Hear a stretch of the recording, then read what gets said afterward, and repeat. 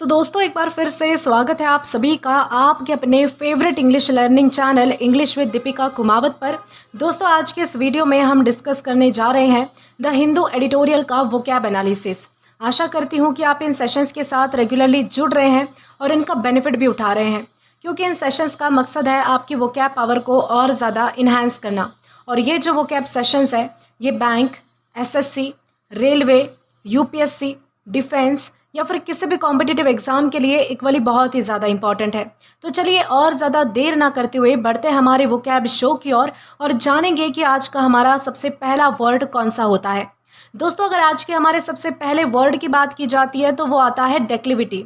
दोस्तों डेक्लिविटी हमारे पास नाउन है और इसका मतलब होता है ढलान, किसी चीज़ का उतार या फिर नीचे की ओर आती हुई, मतलब कि ज़मीन या फिर ढलान वाला जो भाग होता है ना कहीं पर, तो उसे हम जो है वो डेक्लिविटी कहेंगे। यानी कि डेक्लिविटी का मतलब होता है कि किसी जगह या फिर सरफेस का डाउनवर्ड स्लोप होना, यानी कि ऐसी ज़मीन या फिर ऐसा रास्ता जो कि एक हायर पॉइंट से लोअर पॉइंट की तरफ जो है वो नीचे की तरफ जा रहा हो, तो उसे हम क्या कहेंगे, डेक्लिविटी हम उसे कह सकते हैं। इस वर्ड का जो यूज़ है वो अक्सर हम पहाड़ी के लिए करेंगे या फिर मतलब कि रोड के लिए कर सकते हैं, रास्ते होते हैं उनके लिए हम कर सकते हैं, ज़मीन होती है उसके लिए भी हम कर सकते हैं। यानी कि जो स्लोपिंग पार्ट्स को डिस्क्राइब करते हैं ना, उसके लिए हम जो है वो डेक्लिविटी का आसानी से यूज़ कर सकते हैं। जैसे कि मान लीजिए कि अगर तुम जो है वो साइकिल लेकर एक हिल के टॉप पर जो है वो मतलब कि चले जाते हो और जो रोड है वो धीरे धीरे नीचे की तरफ जा रही है, तो वो डाउनवर्ड स्लोपिंग पार्ट क्या है, एक डेक्लिविटी है। यानी कि सिंपल लैंग्वेज में ऊपर से नीचे की तरफ जाने वाला जो रास्ता होता है जिसे हम स्लोप भी कहते हैं, उसे हम डेक्लिविटी कह सकते हैं। उसी तरीके से पहाड़ी से नीचे जाता हुआ एक रास्ता जो है वो डेक्लिविटी हो सकता है। हिल के नीचे की तरफ जो बना हुआ स्लोपिंग पाथ है वो भी डेक्लिविटी कहलाया जा सकता है। पार्क में अगर जो है वो ऊपर से नीचे जाती हुई जो है वो ग्रासी स्लोप होती है, वो भी एक तरीके से जो है वो मतलब कि डेक्लिविटी कहलाई जा सकती है। ये जो सारे एग्जाम्पल्स हैं ना, ये डेक्लिविटी के ही एग्जाम्पल्स हैं। ये हमारे पास नाउन है। अब सिनोनिम्स की बात की जाती है तो यहाँ पर हमारे पास कुछ वर्ड्स है, जैसे कि स्लोप है, डेसेंट है या फिर इंक्लाइन है। दोस्तों स्लोप का मतलब होता है कि किसी सरफेस का टेढ़ा या फिर इंक्लाइन होना, यानी कि जो एक लेवल से दूसरे लेवल की तरफ ऊपर या फिर नीचे जा सकता है। यानी कि स्लोप जो है वो ज़रूरी नहीं है कि नीचे की तरफ ही आ रहा हो, स्लोप जो है वो ऊपर की तरफ भी जाने वाला हो सकता है। जैसे आप मतलब कि जहाँ पर आप खड़े हो, अगर ऊपर खड़े हो तो आपके लिए वो नीचे आने वाला है, नीचे आप खड़े हो तो ऊपर जाने वाला है। इस तरीके से ये होता है स्लोप, यानी कि एक तरीके से ढलान जिसे हम कहेंगे, ये होता है, इसे हम जो है वो स्लोप कहते हैं। डेसेंट हमारा दूसरा वर्ड आता है। डेसेंट का मतलब होता है कि नीचे की तरफ मूवमेंट या फिर डाउनवर्ड डायरेक्शन में जाना, उसे जो है वो डेसेंट कहा जाता है। ठीक है, जैसे कि हम डिसेंडिंग ऑर्डर बोलते हैं ना, उस तरीके से।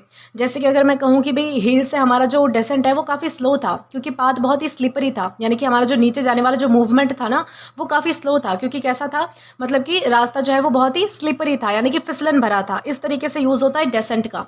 इंक्लाइन का मतलब होता है कि स्लोपिंग होना या फिर टिल्टेड सरफेस होना किसी चीज़ का, तो उसे हम इंक्लाइन कह सकते हैं। यानी कि इंक्लाइन जो है वो अपवर्ड या फिर डाउनवर्ड दोनों तरीके से हो सकता है। ये चीज़ आपको ध्यान रखनी है। हमारे ये जो सारे सिनोनिम्स है वो हमने कंप्लीट कर लिए। अब बारी आती है हमारे एंटोनिम्स की, तो यहाँ पर हमारे पास अगेन कुछ वर्ड्स है, जैसे कि एसेंट है, एलिवेशन है या फिर राइज है। अब ये जो सारे वर्ड्स है वो ऊपर जाने को दिखाते हैं। एसेंट का मतलब होता है कि ऊपर की तरफ मूवमेंट या फिर चढ़ाई जिसे हम कहते हैं ना, उसे हम जो है वो एसेंट कह सकते हैं। जैसे कि अगर मैं कहूँ कि मंदिर तक जाने के लिए जो है वो बहुत सारी सीढ़ियों की चढ़ाई करनी पड़ती है, तो सीढ़ियाँ क्या है, एक तरीके से एसेंट है, यानी कि ऊपर की तरफ आपको जाना पड़ेगा। ये होता है एसेंट। एलिवेशन का क्या मतलब होता है, एलिवेशन का मतलब होता है कि किसी जगह का जो हायर लेवल होता है या फिर किसी जगह की जो हाइट होती है ना, उसे हम एलिवेशन कह सकते हैं। जैसे कि अगर मैं कहूँ कि उस पहाड़ी की जो एलिवेशन है वो ज़्यादा होने की वजह से वहाँ पर जो वेदर है वो थोड़ा कूलर रहता है, यानी कि ठंडा रहता है। एलिवेशन ज़्यादा होने की वजह से, यानी कि हाइट ज़्यादा होने की वजह से, यानी कि हायर लेवल पर है वो पहाड़ी, इसलिए वहाँ पर जो ऊपर का जो एटमॉस्फेयर है वो कैसा है, थोड़ा ठंडा है। इस तरीके से हम एलिवेशन का यूज़ करेंगे। राइज हमारा तीसरा आता है। राइज का मतलब होता है कि ऊपर की तरफ जाना या फिर जो हायर लेवल होता है उसकी तरफ इंक्रीज होना, बढ़ना किसी चीज़ का, उसे हम राइज कह सकते हैं। तो ये हमारे जो है वो कुछ बेसिक वर्ड्स थे जो कि हमने सिनोनिम्स और एंटोनिम्स में कवर किए हैं। अब बारी आती है हमारे एग्जाम्पल की, तो यहाँ पर हमारे पास एक सेंटेंस हमें दिया जाता है, the hikers carefully walk down the steep डेक्लिविटी।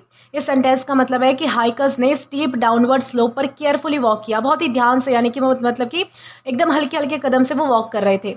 यहाँ पर डेक्लिविटी का मतलब है कि नीचे की तरफ जाने वाली जो स्टीप स्लोप होती है ना, यानी कि एक तरीके से ढलान होती है, उतार होता है, उसे हम जो है वो मतलब कि डेक्लिविटी कह सकते हैं। स्टीप डेक्लिविटी यानी कि एक तरफ से एक तरीके से नीचे जाने वाली जो डेक्लिविटी है उस तरीके से। तो हमारा ये जो वर्ड है वो हमने डिस्कस कर लिया है। अब इसी के साथ हम आगे बढ़ेंगे हमारे अगले वर्ड की ओर। अब दोस्तों इसके बाद हमारा अगला वर्ड आता है कोरोबरेट।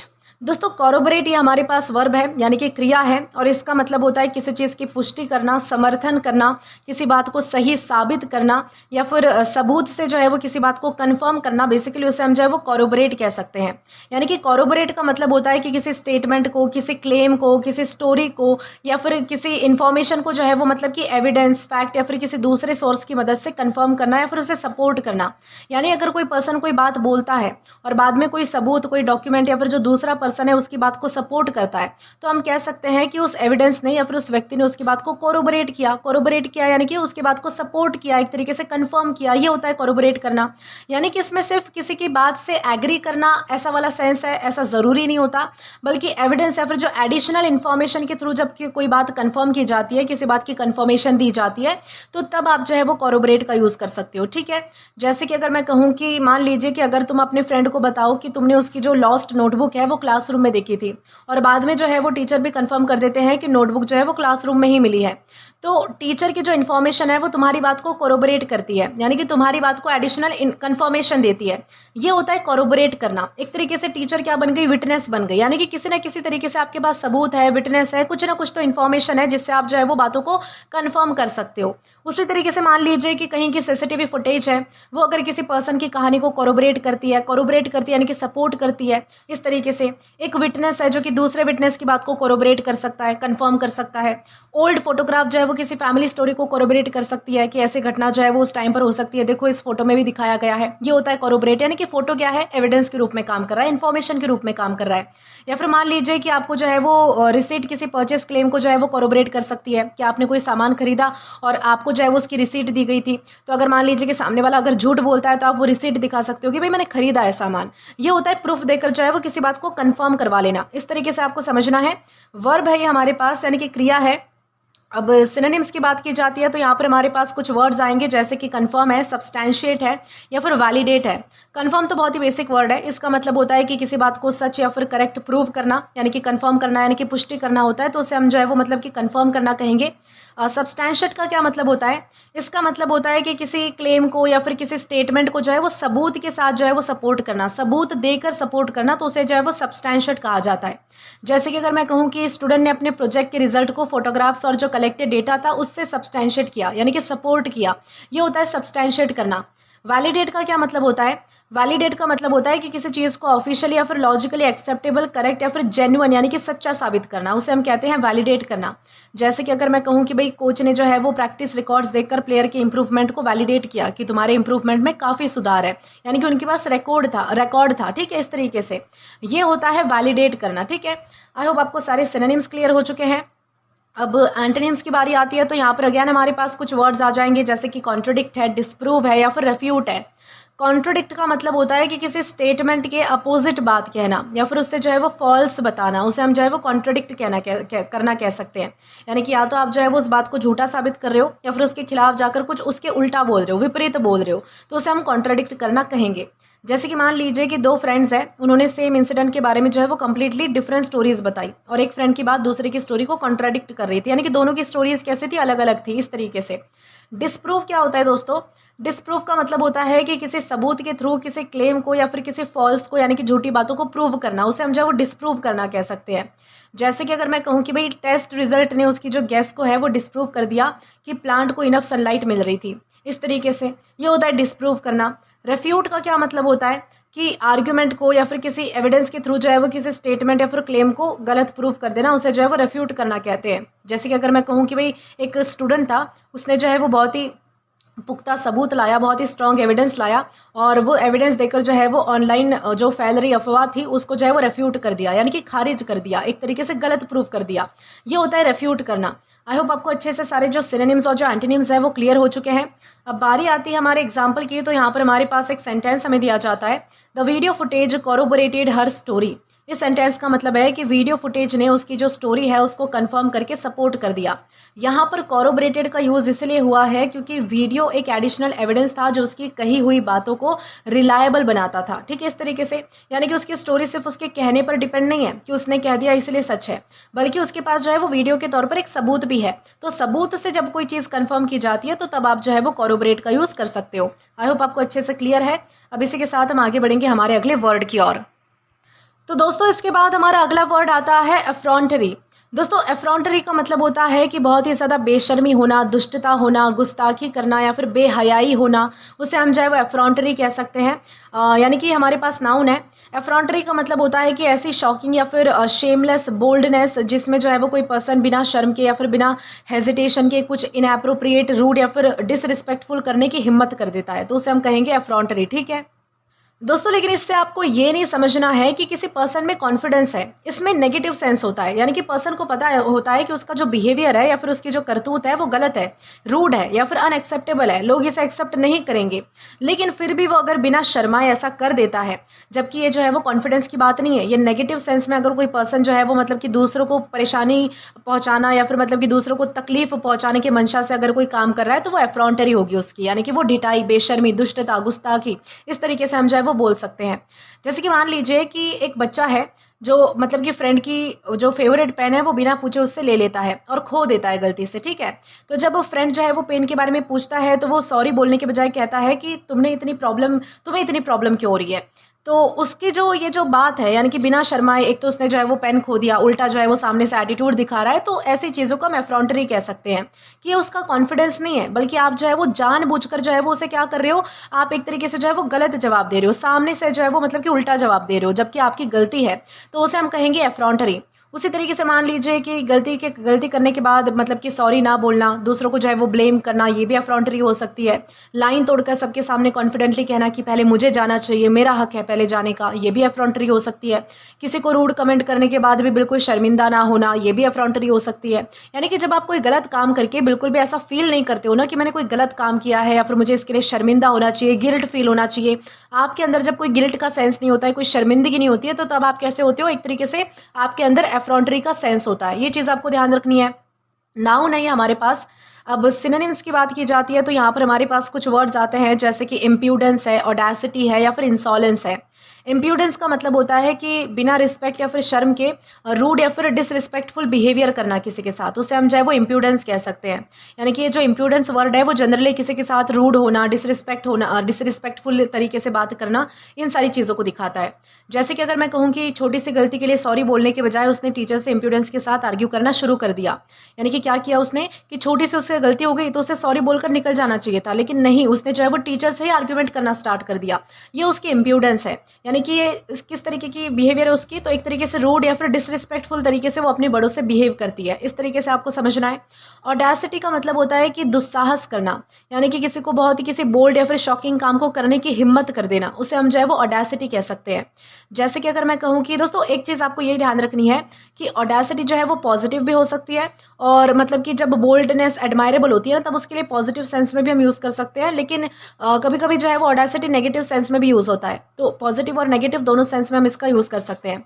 जैसे कि अगर मैं कहूँ कि भाई उसने जो है वो इतनी ऑडेसिटी दिखाई कि कंपटीशन में लेट आने के बाद भी जज से एक्स्ट्रा टाइम मांग लिया, ये होता है ऑडेसिटी। ठीक है, इस तरीके से एक तरीके से शॉकिंग काम करने की हिम्मत कर लेना, यानी कि जो आप मतलब कि जनरली एक्सपेक्ट नहीं करते हो कि ये काम कोई कर सकता है, अगर वो कोई काम जो है वो हिम्मत से बढ़कर कोई कर लेता है तो वो उसकी ऑडेसिटी है। इंसॉलेंस हमारा तीसरा वर्ड आएगा। इंसॉलेंस का मतलब होता है कि किसी अथॉरिटी या फिर दूसरे पर्सन के साथ रूड या फिर डिसरेस्पेक्टफुल तरीके से बिहेव करना, यानी कि इम्प्यूडेंस और इंसॉलेंस लगभग सेम ही है, तो उसे हम जो है वो इंसॉलेंस कहेंगे। तो हमारे जो सारे सिनोनिम्स है वो हमने डिस्कस कर लिए हैं। अब बारी आती है हमारे एंटोनिम्स की। तो यहाँ पर अगेन हमारे पास कुछ वर्ड्स है, जैसे कि ह्यूमिलिटी है, मॉडेस्टी है या फिर रिस्पेक्टफुलनेस है। तीनों ही बहुत ही बेसिक से वर्ड है। जैसे कि ह्यूमिलिटी का मतलब होता है कि किसी को सुपीरियर ना समझना या फिर लोगों के साथ हम्बल रहना, अच्छा रहना, उसे हम जो है वो ह्यूमिलिटी कह सकते हैं, भाईचारा रखना एक तरीके से। मॉडेस्टी का मतलब होता है कि जो अपनी अचीवमेंट या फिर जो अपनी क्वालिटीज़ के बारे में ओवर कॉन्फिडेंट या फिर बोस्टफुल नहीं होता है, यानी कि बहुत ज़्यादा तारीफ नहीं करता है, दूसरों को नीचा नहीं दिखाता है, यानी कि एक तरीके से अच्छे से बिहेव करता है। ठीक है, सामान्य लोगों की तरह रहता है, तो वो उसकी मॉडेस्टी है।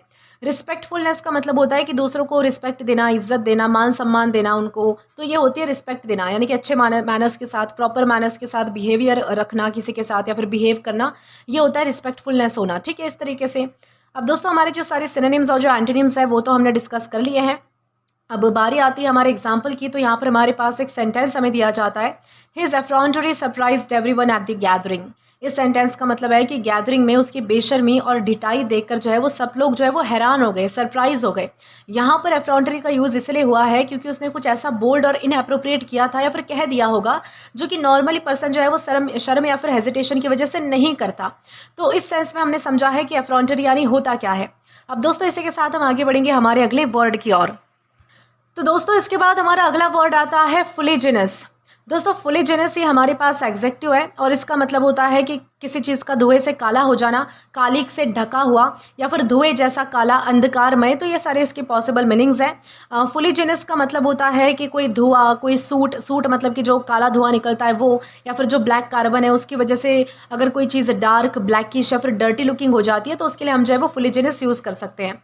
दोस्तों इस वर्ड का जो यूज़ है वो उन चीज़ों के लिए किया जाता है जो कि मतलब कि धुएं की वजह से या फिर सूट की वजह से जो है वो मतलब कि काली पड़ जाती है, उसे हम क्या कहेंगे, फुलिजिनस हम उसे कह सकते हैं। इसका यूज़ जो है वो कभी कभी फिगरेटिवली भी हो सकता है कि जहाँ इसका सेंस थोड़ा सा डार्क, ग्लूमी या फिर अनक्लियर हमें बताना होता है ना किसी चीज़ में, तो तभी आप जो है वो फुलिजिनस का यूज़ कर सकते हो। जैसे कि मान लो कि किचन में कुकिंग के वक्त जो है वो बहुत ज़्यादा स्मोक हो गया और सीलिंग का जो एक पार्ट है वो काला पड़ गया, पूरी तरीके से काले कलर से जो है वो कवर हो चुका है। अब सीलिंग का वो जो डार्क और जो स्मोक स्टेन्ड पार्ट है, सॉरी, तो उसे हम जो है वो फुलिजिनस कह सकते हैं, यानी कि धुएं और काले की वजह से वो क्या हो गया है, काला हो गया है इस तरीके से। उसी तरीके से मान लीजिए कि कोई फायर प्लेस है और उसके आसपास जो है वो मतलब कि काली कलर की दीवारें हो गई है, तो उसे भी हम फुलिजिनस कह सकते हैं। पुरानी चिमनी है, उसके आसपास जो है वो मतलब कि काली परत जम जाती है, तो उसे भी कहा जा सकता है। आग लगने के बाद जो है वो मतलब कि अगर मान लीजिए कि घर पूरा काला हो गया है तो उसके लिए भी हम यूज़ कर सकते हैं। तो ये जो सारे एग्जाम्पल है वो फुलिजिनस होने के ही एग्जाम्पल है। अब दोस्तों इसी के साथ आगे बढ़े तो यहाँ पर हमारे पास कुछ यानी कि सिनोनिम्स है, जैसे कि सूटी है, स्मोकी है, ब्लैकेंड है। सूटी का मतलब होता है जो मतलब कि सूट या फिर जो कालिक से कवर्ड या फिर ब्लैकेंड होता है ना, उसे हम जो है वो सूटी कह सकते हैं। सूटी जो है वो एवरीडे इंग्लिश में ज़्यादा कॉमन वर्ड है। जैसे कि अगर मैं कहूँ कि जो फायर प्लेस होती है उसके आसपास वाली जो जगह है वो इतनी ज़्यादा सूटी हो गई थी कि उसको जो है वो दोबारा पेंट करना पड़ा। ये होता है किसी चीज़ का सूटी होना, ठीक है। स्मोकी का क्या मतलब होता है, जिसका मतलब कि जो स्मोक से भरा हुआ होता है या फिर जिसका स्मोक जैसा अपीयरेंस होता है, स्मेल वाला, स्मोक जैसे स्मेल वाला, तो उसे हम स्मोकी कह सकते हैं। ज़रूरी नहीं है कि आप ये कलर के लिए यूज़ करो। आपको अगर स्मेल आ रही है तो आप उसे स्मोकी स्मेल कह सकते हो, या फिर किसी चीज़ का अगर अपीयरेंस स्मोकी है, मान लीजिए कि कहीं पर धुंध छाई हुई है तो आप ऐसा भी बोल सकते हो कि इस चीज़ का अपीयरेंस स्मोकी है। और अगर कहीं पर कालिक है तो उसे भी आप जो है वो स्मोकी बोल सकते हो, ठीक है। इस तरीके से ब्लैकेंड का क्या मतलब होता है कि किसी चीज़ का काला या फिर डार्क हो जाना, स्पेशली किसी हीट की वजह से, फायर की वजह से या फिर धुएं की वजह से, उसे हम जो है वो ब्लैकेंड कह सकते हैं। जैसे कि अगर मैं कहूँ कि भाई कैंडल के पास जो है वो मतलब कि दीवार के पास जो है वो कैंडल रखी हुई थी, तो ऊपर का जो मतलब कि पार्ट था वो पूरा काला हो गया कैंडल की फ्लेम की वजह से। ये होता है किसी चीज़ का ब्लैकेंड होना। इस तरीके से हमने जो है वो हमारे सारे सिनोनिम्स भी कवर कर लिए हैं। अब एंटोनिम्स की बारी आती है तो यहाँ पर हमारे पास बहुत ही बेसिक वर्ड्स है, जैसे कि क्लीन है, ब्राइट है, क्लियर है। क्लीन का मतलब होता है जो अनवांटेड मार्क से फ्री होता है, बहुत ही साफ सुथरा है, उसे हम क्लीन कहेंगे। ब्राइट का मतलब होता है कि जो काला नहीं है, यानी कि चमक रहा है अच्छे से उसमें लाइट है, ये होता है ब्राइट होना। क्लियर का मतलब होता है कि जो ईजी टू सी है, अच्छे से आप देख सकते हो उसे, उसमें कोई गंदगी नहीं है, कोई मतलब कि कालिक नहीं है, तो उसे आप क्लियर कहोगे। बहुत ही बेसिक वर्ड्स थे। तो हमारे ये जो सारे सिनोनिम्स और जो एंटोनिम्स है वो तो हमने डिस्कस कर लिए हैं। अब बारी आती है हमारे एग्जाम्पल की। तो यहाँ पर हमारे पास एक सेंटेंस हमें दिया जाता है, the old chimney was covered in fuliginous soot. यानी कि यहाँ पर भी आप देख सकते हैं इमेजेस में भी कि एक मतलब कि चिमनी है वो पूरी तरीके से काली पड़ चुकी है, तो उसे जो है वो फुलिजिनस कहा जा सकता है। तो इस सेंटेंस का मतलब है कि पुरानी चिमनी जो है वो काफ़ी ज़्यादा काली और सूट यानी कि कालिक से कवर्ड हो चुकी थी। तो यहाँ पर फुलिजिनस का यूज़ चिमनी की जो डार्क और जो स्मोक ब्लैक एंड अपीयरेंस है ना, उसको डिस्क्राइब करने के लिए हमने यूज़ किया है। आई होप आपको अच्छे से क्लियर हो चुका है। अब इसी के साथ हम आगे बढ़ेंगे हमारे अगले वर्ड की ओर। तो दोस्तों इसके बाद हमारा अगला वर्ड आता है ग्रम्बल। दोस्तों ग्रम्बल ये हम नाउन के तौर पे भी यूज़ कर सकते हैं और वर्ब के तौर पे भी हम इसका यूज़ कर सकते हैं। जब हम वर्ब की बात करते हैं ग्रम्बल के लिए तो इसका मतलब होता है बड़बड़ाना, शिकायत करते रहना, कुड़कुड़ाना या फिर नाराज़गी जताना। तो इस सारे सेंस में जो है वो हम वर्ब के कॉन्टेक्स्ट में ग्रम्बल का यूज़ करेंगे। लेकिन जब हम नाउन की बात करते हैं ग्रम्बल के लिए तो इसका मतलब होता है कि बड़बड़ाहट करना, शिकायत करना, असंतोष की आवाज़ जो होती है ना हमारे अंदर से आती है, तो उसे हम जो है वो ग्रम्बल कह सकते हैं। यानी कि ग्रम्बल का मतलब होता है कि किसी चीज़ से अनॉयड, अनहैप्पी या फिर फिर डिससेटिस्फाइड होकर लो वॉइस में यानी कि बहुत ही मतलब कि कम आवाज़ में जो है वो कंप्लेंट करते रहना। यानी कि जब कोई पर्सन किसी प्रॉब्लम या फिर सिचुएशन से खुश नहीं होता है और बार बार उसकी कंप्लेंट करता रहता है तो हम कह सकते हैं कि वो ग्रम्बल कर रहा है। ठीक है, इसमें आमतौर पर पर्सन बहुत ही लाउडली आर्ग्यू नहीं करता, यानी कि ज़ोर ज़ोर से नहीं बोल रहा होता है वो, बल्कि अंडर हिज ब्रेथ या फिर मतलब कि एक तरीके से इरिटेटेड टोन में कंप्लेन करता रहता है। यानी कि उसी को सुन रही है वो आवाज़, उतनी ही आवाज़ में अगर वो को कंप्लेंट कर रहा है। जैसे कि आपने बहुत बार देखा होगा कि कोई व्यक्ति जो है वो काम करते करते बड़बड़ाता रहता है, कोई कंप्लेंट करता रहता है, तो उसके लिए हम जो है वो मतलब कि ग्रम्बल का यूज़ कर सकते हैं। जैसे कि मान लीजिए कि तुम्हारे फ्रेंड ने जो है वो मूवी का प्लान बनाया, लेकिन मूवी बहुत ही बोरिंग निकली, तो तुम मूवी के बीच में जो है वो क्वाइटली बोलते हो कि यार ये मूवी कितनी बोरिंग है, हमें कोई और मूवी देखनी चाहिए थी, मेरे पैसे भी बर्बाद हो गए, ये सारी चीज़ें। तो अगर तुम इरिटेटेड टोन में ऐसे कंप्लेन करते रहते हो ना, तो इसे ग्रम्बल करना कहते हैं। बच्चा होमवर्क, मान लीजिए कि किसी बच्चे को होमवर्क ज़्यादा मिल गया है तो वो ग्रम्बल कर सकता है। कोई पर्सन मान लीजिए कि लंबी कतार में खड़ा है जहाँ पर उसे बहुत ज़्यादा वेट करना पड़ता है, तो वो भी ग्रम्बल कर सकता है कि यार कब जाऊँगा मैं उतने आगे, कब मेरा नंबर आएगा, इस तरीके से। या फिर कोई पैसेंजर लेट बस के लिए जो है वो ग्रम्बल कर सकता है कि बस नहीं आई है टाइम पे, मैं काम कब करूँगा, काम पे कब पहुँचूंगा, ये सारी चीज़ें, ये होता है ग्रम्बल करना। ठीक है, इस तरीके से आप ध्यान रखिएगा। वर्ब और नाउन दोनों तरीके से हम यूज़ कर सकते हैं। अब सिनोनिम्स की बात करें तो यहाँ पर हमारे पास कुछ वर्ड्स आएंगे, जैसे कि कंप्लेन है, मटर है या फिर मोन है। ठीक है, कंप्लेन का मतलब होता है कि किसी प्रॉब्लम या फिर डिससेटिस्फैक्शन के बारे में बताना, उसे कहते हैं कंप्लेन करना। जैसे कि अगर मैं कहूँ कि बस लेट होने पर मैंने जो है वो मतलब कि ड्राइवर से कंप्लेन की, ये होता है कंप्लेन करना। ठीक है, मटर का क्या मतलब होता है कि बहुत ही धीमी आवाज़ में अनक्लियर वे में बोलना, उसे जो है वो मटर कहा जाता है। जैसे कि अगर मैं कहूँ कि होमवर्क देखकर जो है वो बच्चा कुछ मटर करता हुआ अपने रूम में चला गया, तो ये होता है मटर करना कि बहुत ही लो वॉइस में, यानी कि इतनी ही आवाज़ जितनी आपको सुन रही है, तो उतनी आवाज़ में अगर आप जो है वो कुछ अनक्लियर वे में बोलकर निकल जाते हो या फिर शिकायत करते रहते हो, तो उसे हम जो है वो मटर करना कहते हैं। मौन का मतलब होता है कि किसी प्रॉब्लम या फिर डिस्कम्फर्ट के बारे में जो है वो बार बार कंप्लेन करना, उसे जो है वो मोर्निंग कहते हैं उस तरीके से। तो वर्ब के सेंस में ये मौन हो गया। ठीक है, इस तरीके से। जैसे कि अगर मैं कहूँ कि बारिश की वजह से जो है वो मेरी पिकनिक कैंसिल हो गई, तो मैं पूरे दिन मौन करती रही, यानी कि उस डिस्कम्फर्ट के बारे में जो है वो दिन भर कंप्लेन करती रही कि यार मुझे ट्रिप पे जाना था, पिकनिक पे जाना था, मैं क्यों नहीं जा पाई, बारिश को भी आज ही आना था। ये सारी चीज़ें होती है मौन करना। ठीक है, इस तरीके से सिनोनिम्स हमारे सारे हमने डिस्कस कर लिए। अब बारी आती है हमारे एंटोनिम्स की। तो यहाँ पर अगेन हमारे पास कुछ वर्ड्स है, जैसे कि प्रेज है, कॉम्प्लीमेंट है या फिर अप्रिशिएट है। प्रेज का मतलब होता है किसी चीज़ की अप्रिशिएशन, यानी कि तारीफ करना, उसे प्रेज करना कहते हैं। कॉम्प्लीमेंट का मतलब होता है कि किसी चीज़ को जो है वो अच्छा बताना, किसी के लिए जो है वो अच्छी बातें कहना, उसे कॉम्प्लीमेंट करना कहेंगे। अप्रिशिएट का भी सेम ही मतलब होता है कि किसी के एफर्ट को रिकॉग्नाइज करना, किसी चीज़ की तारीफ कर देना, किसी चीज़ को अच्छा कह देना, उसे हम अप्रिशिएट करना कहते हैं। बहुत ही बेसिक वर्ड्स हैं। अब बात करें हमारे एग्जाम्पल की, तो यहाँ पर हमारे पास एक सेंटेंस हमें दिया जाता है, the children grumble about having to clean their room. यानी कि सेंटेंस का मतलब है कि बच्चे जो है वो अपने रूम क्लीन करने के लिए अनॉयड होकर कंप्लेंट कर रहे थे। यहाँ पर ग्रम्बल का यूज़ इसलिए हमने किया है क्योंकि बच्चे ओपनली कोई बिग आर्ग्यूमेंट नहीं कर रहे थे, बल्कि क्लीनिंग पड़ने पर जो है वो इरिटेशन और डिससेटिस्फैक्शन के साथ बार बार कंप्लेन कर रहे थे। ये होता है ग्रम्बल करना। ठीक है, अब इसी के साथ हम आगे बढ़ेंगे हमारे अगले वर्ड की ओर। तो दोस्तों इसके बाद हमारा अगला वर्ड आता है डेसल्ट्री। दोस्तों डेसल्ट्री हमारे पास एग्जेक्टिव है और इसका मतलब होता है किसी चीज़ का बेतरतीब होना, बिना उद्देश्य के होना, अनियमित होना, या फिर कोई अगर काम बिना उत्साह के किया गया है, लापरवाह तरीके से किया गया है, तो उसके लिए आप जो है वो मतलब कि डेसल्ट्री यूज़ कर सकते हो। यानी कि डेसल्ट्री का मतलब होता है कि किसी काम को बिना प्रॉपर प्लानिंग के, बिना प्रॉपर पर्पस के, कंसिस्टेंसी के करना। यानी कि जब कोई पर्सन एक काम से दूसरे काम पर कैजुअली जंप करता रहता है या फिर किसी एक्टिविटी को बिना इंटरेस्ट या फिर प्रॉपर एफर्ट के करता है, तो उस बिहेवियर को जो है वो डेसल्ट्री कहा जा सकता है। दोस्तों इस वर्ड का जो यूज़ है वो हम कॉन्वर्जेशन के लिए, स्टडी के लिए, काम के लिए, रीडिंग के लिए, डिस्कशन के लिए या फिर किसी भी एक्टिविटी के लिए कर सकते हैं जब वो एक्टिविटी रैंडम है, अनफोकस है या फिर इरेगुलर है, तो उसको दिखाने के लिए हम जो है वो डेसल्ट्री का यूज़ कर सकते हैं। जैसे कि मान लो तुम एग्जाम की प्रिपरेशन कर रहे हो, लेकिन तुम 10 मिनट मैथ्स पढ़ते हो, फिर फ़ोन चेक करते हो, फिर इंग्लिश का एक पेज पढ़ते हो, फिर ड्राइंग करने लगते हो, तो तुम्हारा जो स्टडी सेशन है वो डेसल्ट्री है, क्योंकि उसमें कोई प्रॉपर फोकस नहीं है, कोई प्लानिंग नहीं है, कोई रेगुलरिटी नहीं है, कोई कंसिस्टेंसी नहीं है। आप जो है वो मतलब कि 10-10 मिनट के अंदर पर अलग अलग काम कर रहे हो, तो आपका काम कैसा हो जाएगा, डेसल्ट्री हो जाएगा। उसी तरीके से मान लीजिए कि स्टूडेंट का किसी बिना प्लानिंग के पढ़ना, ये भी डेसल्ट्री हो सकता है। किसी टॉपिक पर रैंडम या फिर अनफोकस कन्वर्सेशन करना, ये भी डेसल्ट्री हो सकता है। गार्डन में बिना किसी पर्टिकुलर गोल के इधर उधर वॉक करना, ये भी डेसल्ट्री हो सकता है। बुक को प्रॉपरली पढ़े बिना रैंडमली पेजेस देखते रहना बस, तो उसे भी हम डेसल्ट्री कह सकते हैं। ये सारे एग्जाम्पल डेसल्ट्री होने के ही एग्जाम्पल है। एग्जेक्टिव है ये हमारे पास। अब बात करते हैं हमारे सिनोनिम्स की। तो यहाँ पर हमारे पास कुछ वर्ड्स है, जैसे कि एमलेस है, अनफोकस्ड है या फिर कैजुअल है। एमलेस का मतलब होता है जिसमें कोई एम नहीं होता, जिसमें कोई पर्टिकुलर गोल नहीं है, कोई पर्पस नहीं है, उसे हम जो है वो एमलेस कह सकते हैं। जैसे कि अगर मैं कहूँ कि संडे आफ्टरनून थी, तो इसलिए मैं जो है वो मतलब कि वॉक कर रही थी, एमलेस वॉक कर रही थी। एमलेस वॉक कर रही थी यानी कि मेरा कोई एम नहीं था कि मुझे जो है वो चलकर कहीं पे जाना है या फिर कुछ करना है, उसके पीछे मेरा कोई पर्पस नहीं था, बस ऐसे ही मैं चल रही थी। ये होता है एमलेस। अनफोकस का मतलब होता है जिस पर आपका कंसंट्रेशन नहीं है, जिस पर आपका फोकस नहीं है, तो उसे हम अनफोकस कह सकते हैं।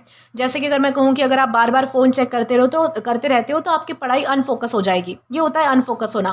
कैजुअल का मतलब होता है कि विदाउट मच सीरियसनेस, यानी कि जो चीज़ रिलैक्स होती है, इनफॉर्मल होती है, जिसमें सीरियसनेस की कमी होती है, उसे कैजुअल कहा जा सकता है, ठीक है। जैसे कि अगर मैं कहूँ कि दोनों फ्रेंड्स की कैजुअल कन्वर्सेशन चल रही थी, कैजुअल कन्वर्सेशन चल रही थी यानी कि इधर उधर की ऐसी बातें चल रही थी, कोई सीरियस टॉपिक नहीं था, एकदम वो रिलैक्स वे में बातें कर रहे थे, ये होता है कैजुअल बातें, ठीक है। इस तरीके से हमारे जो सारे सिनोनिम्स हैं वो कंप्लीट हो गए। अब बारी आती है हमारे यानी कि एंटोनिम्स की। तो यहाँ पर अगेन हमारे पास कुछ वर्ड्स है, जैसे कि पर्पसफुल है, फोकस्ड है, सिस्टमैटिक है। पर्पसफुल का मतलब होता है कि जो कोई काम क्लियर पर्पस से, किसी उद्देश्य से किया जाता है, गोल के साथ किया जाता है, आपका उसके पीछे कोई ना कोई पर्पस होता है, कोई मंशा होती है, तो उसे हम जो है वो पर्पसफुल कह सकते हैं। जैसे कि अगर मैं कहूँ कि मैंने जो स्टडी है वो मैंने मतलब कि मैंने अपना स्टडी प्लान बनाया ताकि मैं जो है वो मतलब कि डॉक्टर बन सकूँ या फिर बहुत ही अच्छे से पढ़कर जो है वो मतलब कि अपनी फैमिली को सपोर्ट कर सकूँ। तो मेरा कुछ ना कुछ पर्पस है, मेरे पास उद्देश्य है, मैं ऐसे ही नहीं पढ़ रही हूँ, ये होता है पर्पस होना, ठीक है। इस तरीके से फोकस का मतलब होता है कि पूरे कंसंट्रेशन के साथ कोई काम करना, पूरे अटेंशन के साथ कोई काम करना, तो उसे हम जो है वो फोकस रहना कह सकते हैं। जैसे कि अगर आप पढ़ाई जो है वो पूरे कंसंट्रेशन के साथ कर रहे हो तो आप पढ़ाई में फोकस हो। सिस्टमैटिक का मतलब होता है कि कोई काम किसी प्रॉपर ऑर्डर में होना, मेथड में होना, प्लानिंग के साथ करना, उसे हम जो है वो सिस्टमैटिक तरीके से कह सकते हैं। जैसे कि अगर मैं कहूँ कि उसने अपने रूम को सिस्टमैटिक तरीके से क्लीन किया, पहले बुक्स अरेंज की और फिर जो है वो कबर्ड ऑर्गेनाइज किया, फिर बेड सेट किया, फिर मतलब कि नीचे मैट्स बिछाए, ये सारी चीज़ें होती है, उसे हम कहेंगे सिस्टमैटिक, यानी कि ऑर्डर में करना कोई काम। तो इस तरीके से हमारे जो सारे सिनोनिम्स और जो एंटोनिम्स हैं वो हमने कंप्लीट किए हैं। अब बारी आती है हमारे एग्जाम्पल की। तो यहाँ पर हमारे पास एक सेंटेंस हमें दिया जाता है, he made a desultory attempt to finish his homework. इस सेंटेंस का मतलब है कि उसने होमवर्क कंप्लीट करने की बिना प्रॉपर कंप्लीट करने के लिए जो है वो बिना प्रॉपर इंटरेस्ट के, बिना फोकस के और सीरियस एफर्ट के जो है वो ऐसे कैजुअली कोशिश की, बिना सीरियसनेस की उसने कोशिश की, ठीक है। तो यहाँ पर डिसल्ट्री अटेम्प्ट का मतलब है कि उसने होमवर्क जो है वो स्टार्ट तो किया लेकिन उसकी अप्रोच प्रॉपर नहीं थी, वो काम को सीरियसली या फिर कंसिस्टेंटली नहीं कर रहा था। इस तरीके से यूज़ होता है डिसल्ट्री का। आई होप आपको अच्छे से मतलब कि समझ आ चुका है कि डिसल्ट्री यानी होता क्या है। अब दोस्तों इसी के साथ हम आगे बढ़ेंगे हमारे अगले वर्ड की ओर। तो दोस्तों इसके बाद हमारा अगला वर्ड आता है इनक्लेमेंट। दोस्तों इनक्लेमेंट ये हमारे पास एग्जेक्टिव है और इसका मतलब होता है खराब मौसम वाला, प्रतिकूल मौसम वाला या फिर तूफानी, जिसे हम कह सकते हैं, कठोर कह सकते हैं, प्रतिकूल कह सकते हैं। तो ये सारे जो है वो इसके पॉसिबल मीनिंग्स है। यानी कि सिंपल तरीके से आपको ये ध्यान रखना है कि इनक्लेमेंट का मतलब होता है कि ऐसा मौसम, यानी कि ऐसा वेदर जो अनप्लेजेंट है, हार्श है, डिफ़िकल्ट है और जिसकी वजह से बाहर की एक्टिविटीज़ करना आपके लिए मुश्किल हो जाए, तो आप उसे जो है वो इनक्लेमेंट बोल सकते हो। यानी कि इसका यूज़ जो है वो ख़राब मौसम के लिए होता है। जैसे कि मान लीजिए कि भारी बारिश है, बहुत ज़्यादा तेज़ हवा चल रही है, बहुत ज़्यादा तूफान आ रहा है, स्नो है या फिर बहुत ही रफ वेदर कंडीशंस है, तो उसके लिए आप जो है वो इनक्लेमेंट का यूज़ आसानी से कर पाओगे। जैसे कि मान लीजिए कि तुम्हारे फ्रेंड ने जो है वो वीकेंड पर आउटडोर पिकनिक प्लान की है, लेकिन सुबह से जो है वो बहुत ही बारिश हो रही है, बहुत ही मतलब कि ज़ोरों की हवा चल रही है, तो वेदर इतना रफ है कि बाहर जाना सेफ या फिर कंफर्टेबल नहीं लग रहा। तो ऐसे वेदर को जो है वो इनक्लेमेंट वेदर कहा जा सकता है, ठीक है। इस तरीके से आप ध्यान रखिएगा। एग्जेक्टिव है ये हमारे पास। अब सिनोनिम्स की बात की जाए तो यहाँ पर हमारे पास कुछ वर्ड्स है, जैसे कि स्टॉमी है, हार्श है या फिर सीवियर है। स्टॉमी का मतलब होता है कि बहुत ही ज़्यादा मतलब कि तेज़ हवा वाला या फिर मतलब कि बहुत ही ज़्यादा तेज़ बारिश वाला, पानी वाला, तो उसे हम जो है वो स्टॉमी कह सकते हैं। हार्श का मतलब होता है जो बहुत ही सीवियर है, अनप्लेजेंट है, डिफ़िकल्ट है, तो उसे हम जो है वो हार्श कहेंगे। सीवियर का मतलब होता है जो सीरियस है, स्ट्रॉन्ग है, इंटेंस है, उसे सीवियर कहा जाता है। तो हमारे जो सारे सिनोनिम्स हैं वो हमने डिस्कस कर लिए। अब बारी आती है हमारे एंटोनिम्स की। तो यहाँ पर अगेन हमारे पास कुछ वर्ड्स है, जैसे कि क्लेमेंट है, प्लेजेंट है, फेयर है। इनक्लेमेंट होता है जो चीज़ मतलब कि फेवरेबल नहीं होती, और क्लेमेंट होता है जो चीज़ प्लेजेंट होती है, माइल्ड होती है या फिर फेवरेबल होती है। जैसे कि अगर मैं कहूँ कि आज जो वेदर है ना वो क्लेमेंट है, क्लेमेंट है यानी कि अच्छा है, यानी कि ना बारिश आ रही है ना तेज़ हवा चल रही है, बहुत ही अच्छा वेदर है, उसे हम कहेंगे क्लेमेंट होना। प्लेजेंट का मतलब होता है जो चीज़ आपको इंजॉयबल लगती है, कंफर्टेबल लगती है, अच्छी लगती है, तो उसे हम जो है वो मतलब कि प्लेजेंट कह सकते हैं।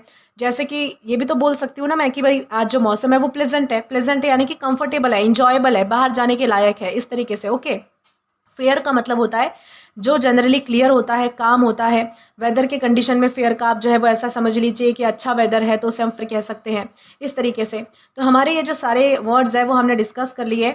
अब एग्जाम्पल हम देख लेंगे तो यहाँ पर हमारे पास एक सेंटेंस हमें दिया जाता है, the picnic was cancel because of inclement weather, यानी कि जो पिकनिक है वो बुरे वेदर यानी कि खराब मौसम के कारण जो है वो मतलब कि कैंसिल कर दी गई। तो इस तरीके से हमने समझा है कि इंक्लेमेंट यानी होता क्या है। इंक्लेमेंट का मतलब होता है खराब मौसम, ठीक है, इस तरीके से। अब इसी के साथ हम आगे बढ़ेंगे हमारे अगले वर्ड की ओर। तो दोस्तों इसके बाद हमारा अगला वर्ड आता है लाइबेलस। दोस्तों लाइबेलस का मतलब होता है कि महाहानिकारक, बदनामी करने वाला, झूठी और नुकसान पहुंचाने वाली जानकारी या फैलाने वाला, उसे हम जो है वो लाइबेलस कह सकते हैं। एग्जेक्टिव है ये हमारे पास। तो लाइबेलस का मतलब होता है कि किसी पर्सन के बारे में झूठी या फिर जो डैमेजिंग स्टेटमेंट है उनको रिटर्न, प्रिंटेड या फिर पब्लिश फॉर्म में जो है वो शेयर करना, जिससे कि उसकी रेपुटेशन को क्या हो जाए, नुकसान पहुंचे, उसकी रेपुटेशन कम हो जाए।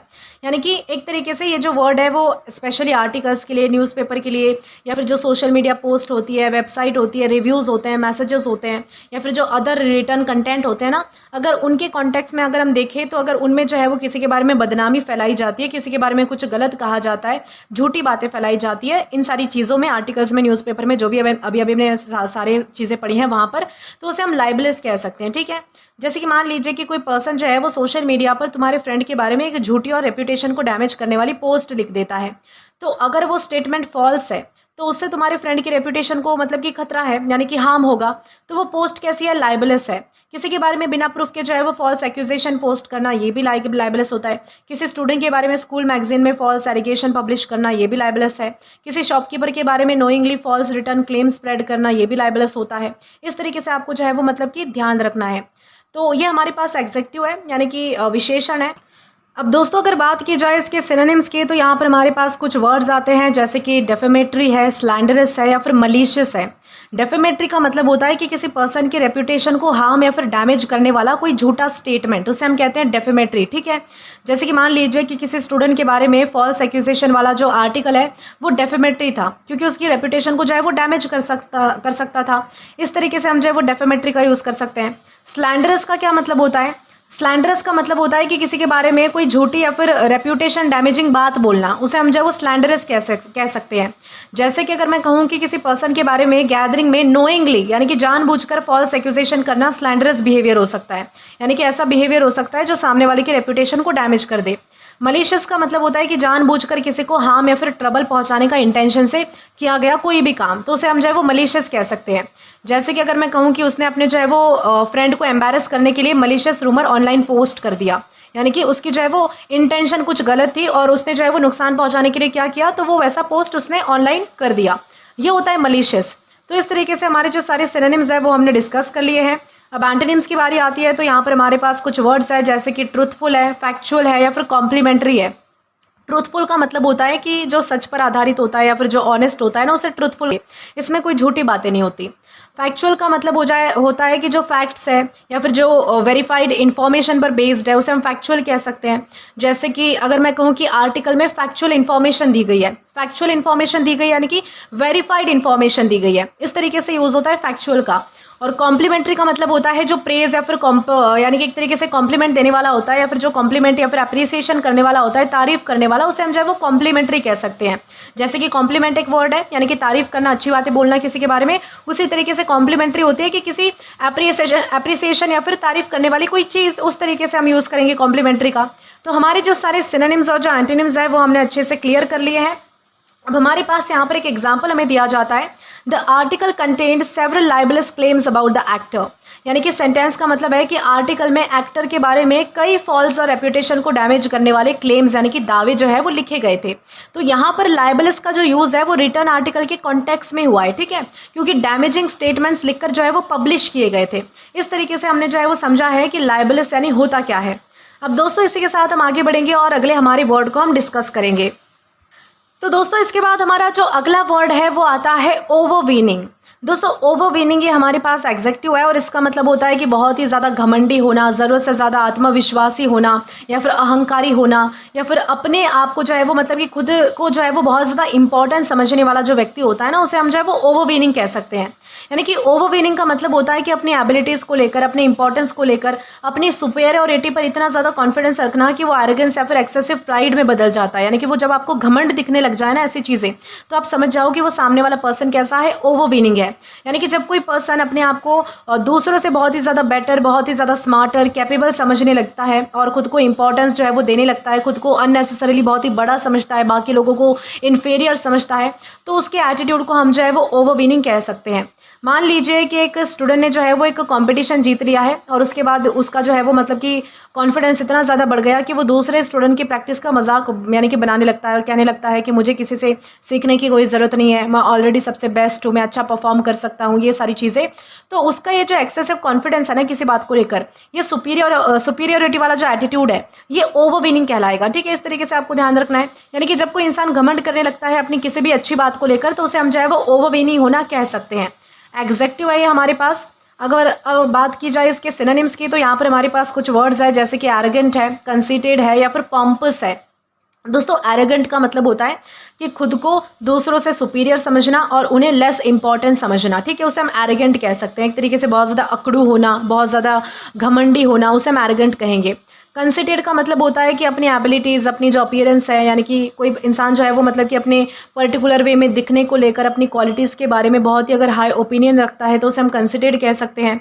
जैसे कि अगर मैं कहूँ कि भाई वो इतना ज़्यादा कंसिडेड था कि हर कॉन्वर्जेशन में अपनी अचीवमेंट की ही बातें करता रहता था कि मैंने क्या अचीव किया, ये सारी चीज़ें, ये होता है किसी का कंसिडेड होना। एक तरीके से सेल्फ इंपॉर्टेंट भी आप इसे कह सकते हो। सेल्फ इंपॉर्टेंट आप एक और वर्ड यानी कि ऐड कर लो। ठीक है, अगला हमारा आता है पॉम्पस। पॉम्पस का मतलब होता है कि अपने इंपॉर्टेंस या फिर नॉलेज को अननेसेसरीली शो करना, सुपीरियर बिहेव करना सबके सामने, उसे हम जो है वो पॉम्पस कह सकते हैं। तो ये होता है किसी का पॉम्पस होना। तो हमारे जो सारे सिनोनिम्स है वो हमने डिस्कस कर लिए। अब एंटोनिम्स की बारी आती है, तो यहाँ पर हमारे पास कुछ अपोजिट वर्ड्स हमें दिए गए हैं जैसे कि हम्बल है, मॉडेस्ट है, अनअज्यूमिंग है। हम्बल का मतलब होता है कि बहुत ही एक तरीके से मॉडेस्ट रहना, अपनी अचीवमेंट या फिर अपनी एबिलिटीज़ के बारे में इतना ज़्यादा जो है वो बोस्ट ना करना या फिर दूसरों को सुपीरियर यानी कि इन्फीरियर ना समझना, खुद को जो है वो मतलब कि ज़्यादा सुपीरियर ना समझना, उसे हम जो है वो हम्बल रहना कहते हैं। ठीक है, मॉडेस्ट का मतलब है कि अपनी एबिलिटीज़ के बारे में, अपने अचीवमेंट्स के बारे में अननेसेसरीली बोस्ट ना करना। ठीक है, इस तरीके से यानी कि मॉडेस्ट पर्सन क्या करता है कि अपने अचीवमेंट को जो है वो ज़्यादा हाईलाइट नहीं करता, सबके सामने बताता नहीं फिरता है, उसे हम कहेंगे मॉडेस्ट रहना। ठीक है, अनअज्यूमिंग का क्या मतलब होता है कि जो मतलब कि हम्बल रहता है और अपनी इंपॉर्टेंस को इतना ज़्यादा शो नहीं करता है, तो उसे हम जो है वो मतलब कि अनअज्यूमिंग कह सकते हैं। तो हमारी ये जो सारे वर्ड्स है वो हमने डिस्कस कर लिए हैं।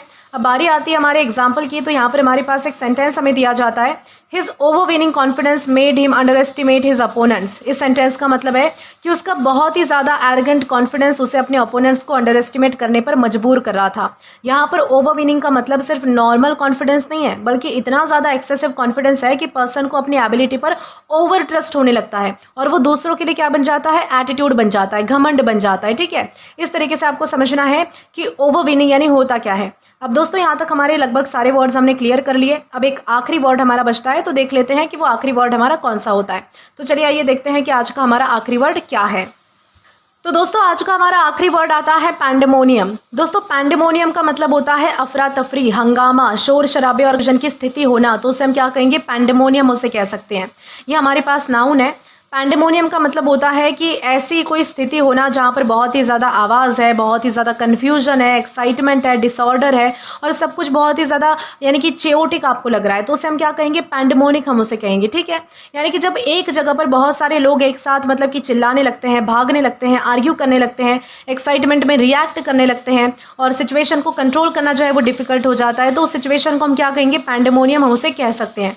जैसे कि मान लीजिए कि स्कूल में जो है वो प्रिंसिपल अनाउंस करते हैं कि अगले दिन जो है वो सरप्राइज हॉलीडे है। अनाउंसमेंट सुनते ही जो है वो सारे बच्चे एक्साइटमेंट में चिल्लाने लगते हैं, एक दूसरे से बातें करने लगते हैं, क्लासरूम में शोर मचाने लगते हैं और कुछ ही सेकंड्स में पूरा जो क्लासरूम है वो इतना ज़्यादा नॉइजी हो जाता है, क्योटिक हो जाता है कि टीचर को जो है वो सबको क्वाइट कराना पड़ता है, बहुत ही मतलब कि शांत कराना पड़ता है। ये होता है कि यानी कि पैंडेमोनियम। पैंडेमोनियम यानी कि एक तरीके से हंगामा हो गया, अफरा तफरी वाली स्थिति हो गई, जो यानी कि चिल्लाना, शोर मचाना, ये सारी चीज़ें हो रही थी। तो इस तरीके से हम जो है वो पैंडेमोनियम का मतलब समझेंगे। नाउन है ये हमारे पास। अब बात की जाती है हमारे सिनोनिम्स की, तो यहाँ पर हमारे पास कुछ वर्ड्स है जैसे कि केओस है, कमोशन है या फिर अप्रोवर है। केओस का मतलब होता है कि कंप्लीट डिसऑर्डर या फिर कंफ्यूजन की सिचुएशन होना, उसे हम जो है वो केओस कह सकते हैं, अफरा तफरी होना एक तरीके से। कमोशन का मतलब होता है कि बहुत ही अचानक से नॉइज़ आना, बहुत ही अचानक से जो है वो मतलब कि आवाज़ें आना, कन्फ्यूजन होना, डिस्टर्बेंस होना, उसे कमोशन कहा जा सकता है। ठीक है, इस तरीके से। अप्रोवर का मतलब होता है कि बहुत ही लाउड नॉइज़ होना, यानी कि ज़ोर ज़ोर से चिल्लाना, स्ट्रॉन्ग पब्लिक रिएक्शन, उसे अप्रोवर कहा जा सकता है। तो ये होता है अप्रोवर। जैसे कि अगर मैं कहूँ कि फेवरेट सिंगर को स्टेज पर देखते ही ऑडियंस ने इतना अप्रोवर क्रिएट किया कि अनाउंसमेंट सुनाई नहीं दे रही थी। अप्रोवर क्रिएट किया यानी कि बहुत ही स्ट्रांगली जो है वो रिएक्ट कर रहे थे, इसे कहेंगे अप्रोवर। ठीक है, तो हमारे जो सारे सिनोनिम्स है वो हमने कंप्लीट किए। अब एंटोनिम्स में हमारे पास कुछ बेसिक वर्ड्स है, जैसे कि काम है, ऑर्डर है, पीस है। काम का मतलब होता है क्वाइट कंडीशन, ऑर्डर का मतलब होता है सब कुछ एकदम अरेंजमेंट में होना, ऑर्गेनाइज वे में होना, कोई अफरा तफरी वाली स्थिति ना होना। पीस का मतलब होता है जहाँ पर डिस्टर्बेंस नहीं होता है, शांति होती है, उसे हम पीस कहेंगे। तो हमारे ये कुछ बेसिक वर्ड्स हैं जिनको हमने डिस्कस कर लिया है। अब एग्जाम्पल देख लेते हैं। तो यहाँ पर हमारे पास एक सेंटेंस हमें दिया जाता है, pandemonium broke out when the concert suddenly ended. यानी कि सेंटेंस का मतलब है कि कॉन्सर्ट जो है वो सडनली खत्म होने के बाद बहुत ही ज़्यादा शोर, कन्फ्यूजन और अफरा तफरी मच गई। यहाँ पर पैंडेमोनियम का यूज़ इसलिए हुआ है क्योंकि लोग एक साथ रिएक्ट कर रहे थे और सिचुएशन नॉइजी और बहुत ही डिफिकल्ट टू कंट्रोल हो रही थी। तो इस तरीके से हमने समझा है कि पैंडेमोनियम यानी होता क्या है। तो दोस्तों इसी के साथ हमारे जो सारे वर्ड्स हैं वो यहीं पर ख़त्म होते हैं। आशा करती हूँ कि आपको जो सारे वर्ड्स हैं वो अच्छे से समझ आ चुके हैं। दोस्तों आज के लिए बस इतना ही। आज की इस क्लास का PDF आप हमारे टेलीग्राम चैनल के थ्रू एक्सेस कर सकते हैं। और अगर आपने अभी तक हमारा टेलीग्राम चैनल ज्वाइन नहीं किया है तो टेलीग्राम पर English with Deepika Kumawat search करके या फिर डिस्क्रिप्शन में दिए गए लिंक के थ्रू, साथ ही साथ अभी जो आपको आपके स्क्रीन पर QR कोड दिख रहा है वहाँ से भी आप जो है वो डायरेक्टली स्कैन करके हमारा टेलीग्राम चैनल ज्वाइन कर सकते हैं, ताकि आप कभी भी किसी भी नए आने वाले वीडियोस को लेकर कोई भी अपडेट्स को मिस ना करें। और दोस्तों अगर आपको आज का ये वीडियो पसंद आया है या फिर हेल्पफुल लगा है तो do like this video, subscribe the channel and share as much as you can. और अगर आपने इससे पहले वाले वीडियोस नहीं देखे हैं तो यहाँ पर मैंने आपके लिए एक प्लेलिस्ट प्रोवाइड कर दी है, जहाँ पर आप क्लिक करके वो सभी पहले वाले वीडियोस भी देख सकते हैं और उन्हें आसानी से एक्सप्लोर भी कर सकते हैं। दोस्तों मिलते हैं नेक्स्ट वीडियो में। Till then keep learning. Thank you.